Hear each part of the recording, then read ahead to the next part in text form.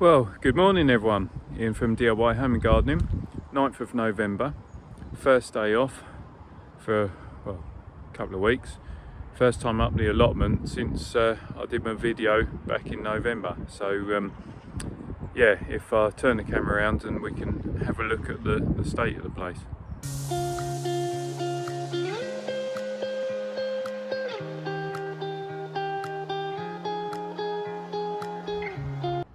Still got the manure sitting there, as has my plot neighbour, so she's not been up either.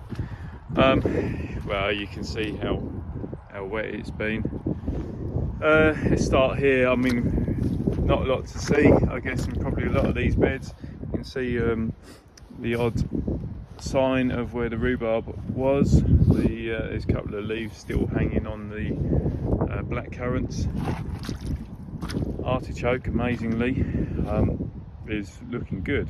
I don't know how, but it is. Leeks, well, my sort of sorry attempt of growing leeks, still there. Somewhat frosted and scorched up, but nevertheless. That bed still needs weeding. Might try and get that done today if the rain holds off. Last of the Jerusalem artichoke that's still sitting there. Oh bloody hell, it's really wet, look at that. Something's definitely been nibbling on those. Slugs probably. Yeah, so that bed, nothing in that, it's just weeds coming up. So this was the last bed that I'd prepped and started to plant up. So here are the stalls for the Alois chrysanthemums that I had up the top, and basically cut them right back.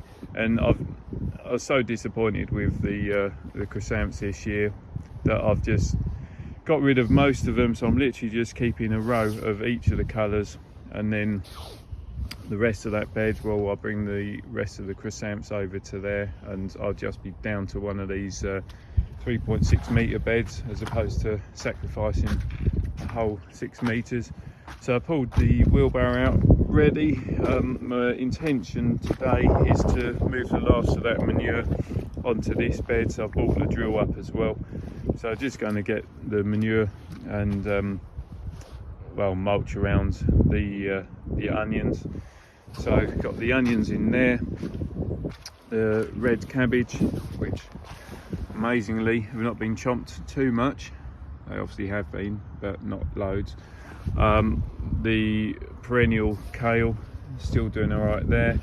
I planted the music porcelain garlic into there just to get rid of them, really. This bed is, it's all the elephant garlic. I had hoped that I'd be seeing some signs of something by now, but it doesn't look like there's any sprouts coming up. I mean, elephant garlic is a bit later, but always later than normal garlic. This bed here, so we've got purple sprouting broccoli, which, well, sprouting, going into flower. Could be a waste of time, I think, this year.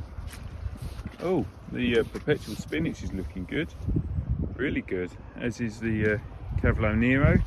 Looking very wayward, but yeah, looking nice and green, so I need to use that.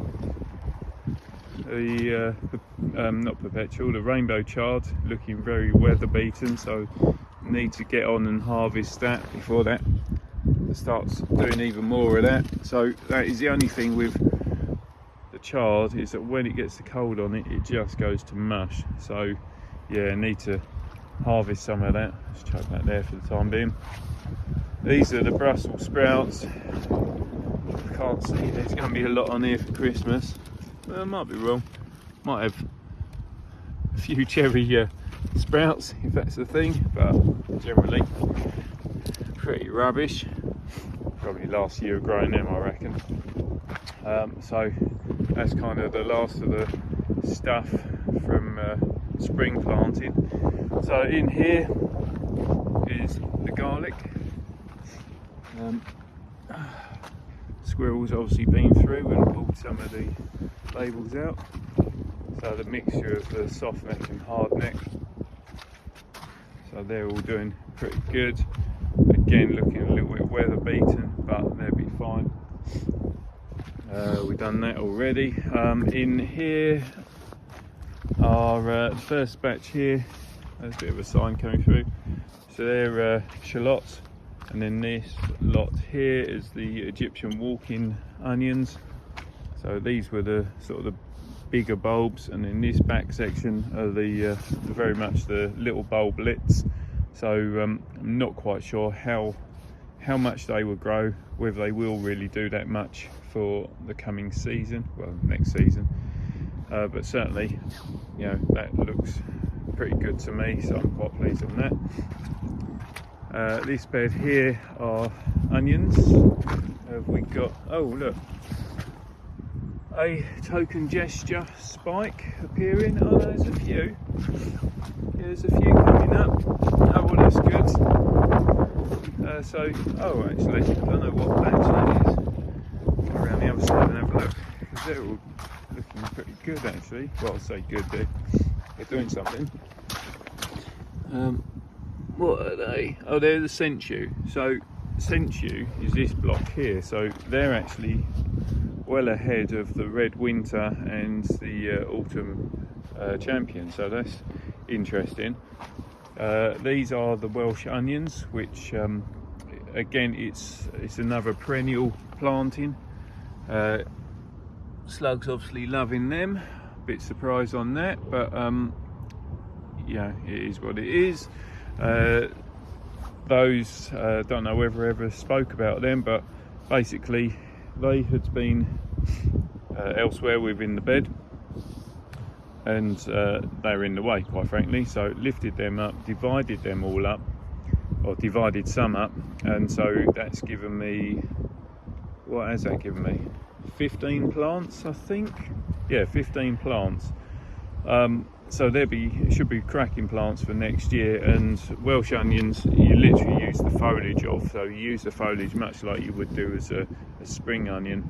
And I think I've sort of touched on it previously with me growing shallots, is that I have such mixed results with growing spring onions that actually by using shallots this year and hopefully using Welsh onion next year, I'll be able to have essentially a spring onion type of product or type of food, but without growing spring onions and be reliant on trying to do them.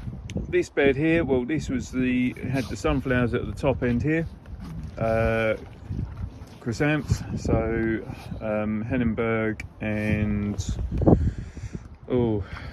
other variety. Always have a mental block on. John Hopkin.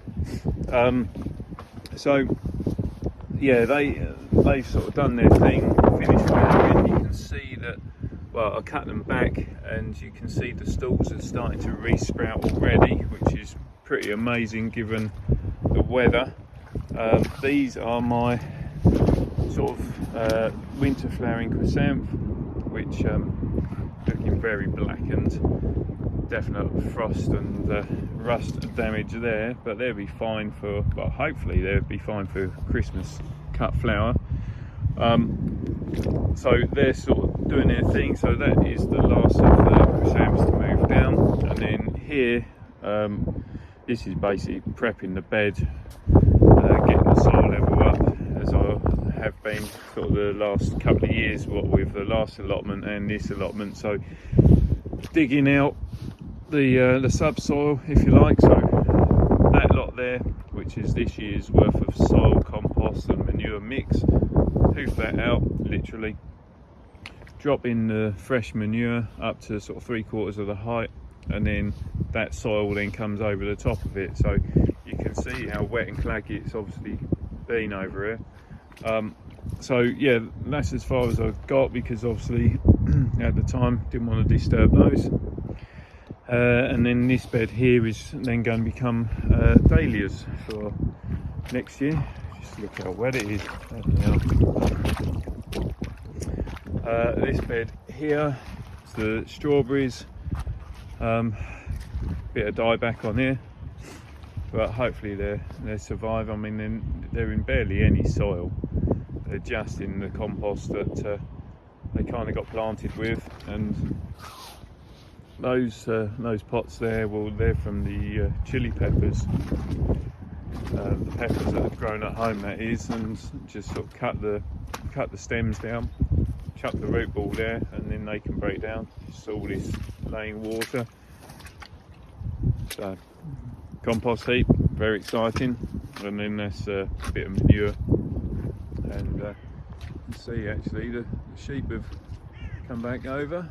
All the seagulls. Not sure why there's that many seagulls, but they must be doing something on the field further over. Oh, I don't know whether you can see from here, but let me try and zoom in.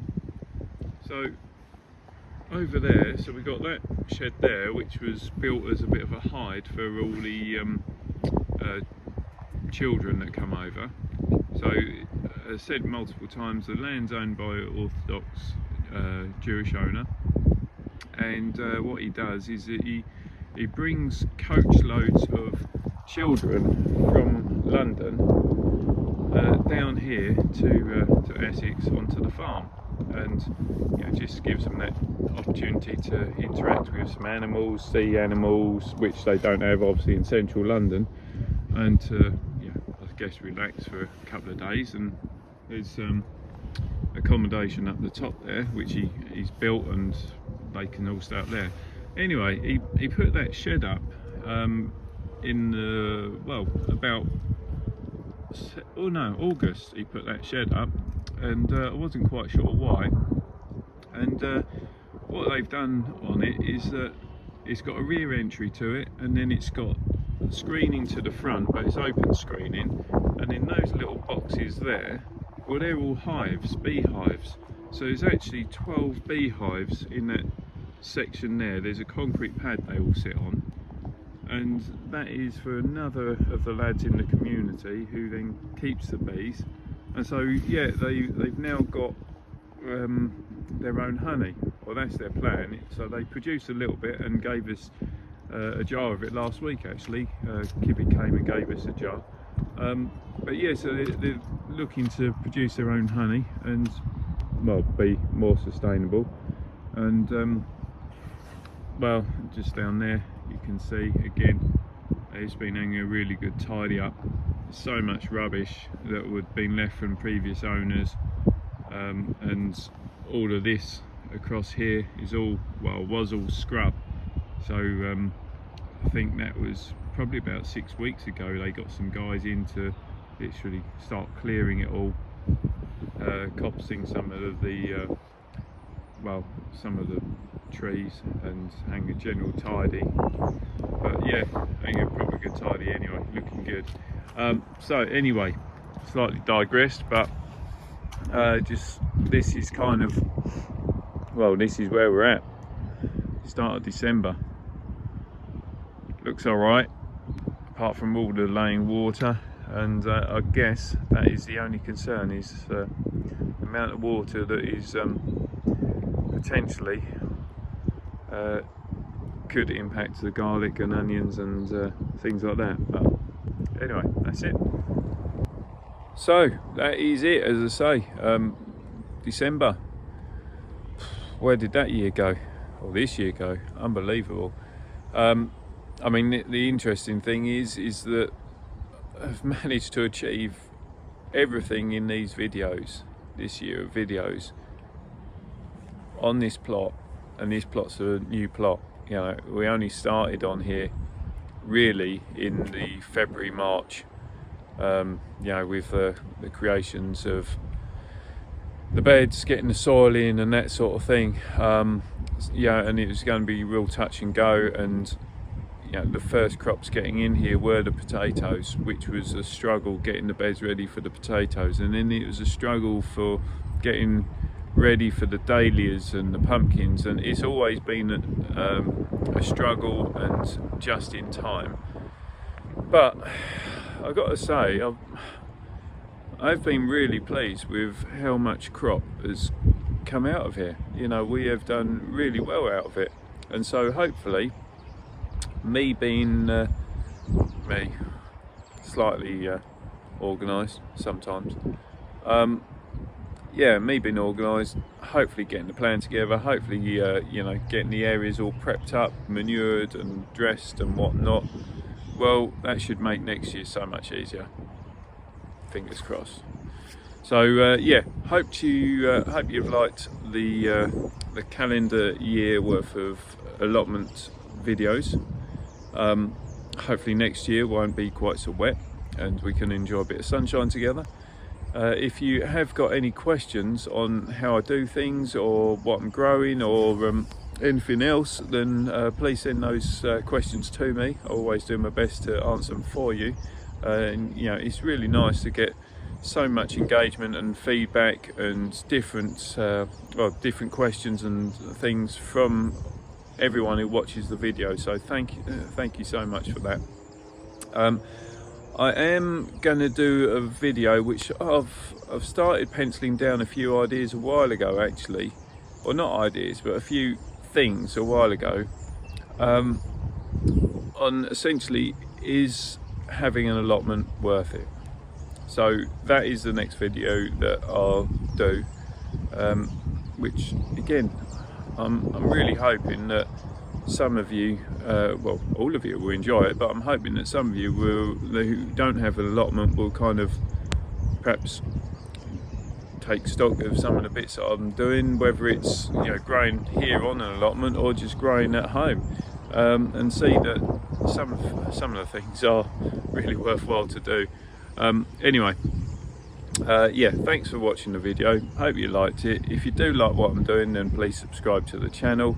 Don't forget to hit that reminder button so I don't miss out on the future videos that I'm doing. And I always say it, but it's so true. And although I wasn't feeling great this morning, just being up here, admittedly getting wet, but just being up here just helps you unwind, relax a little bit, and bit of one with nature.